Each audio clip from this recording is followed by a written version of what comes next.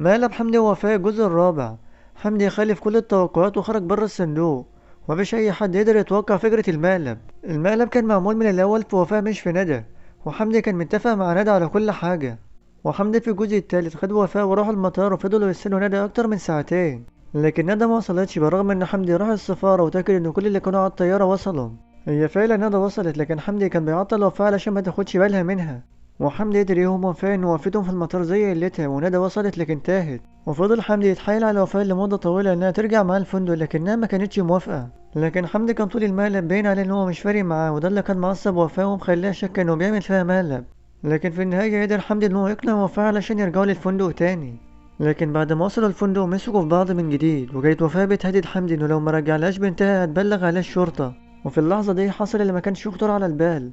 الباب خبط وحمدي قال إنه يفتح للدليفري. وبعد ما حمدي فتح الباب لقى ندى واقفة قدامه ولابسة النقاب. وطبعا في بداية الجزء الرابع تبدأ وفاء تاخد بنتها بالأحضان ويتعشوا سوا، وبعد كده هينزلوا يسهروا سوا ويصوروا فلوج بعيد عن المقالب. وبكده نكون وصلنا لنهاية الفيديو. متنساش تشترك في القناة وتفعل زر الجرس وتعمل لايك للفيديو ليصلك كل جديد. والسلام عليكم ورحمة الله وبركاته.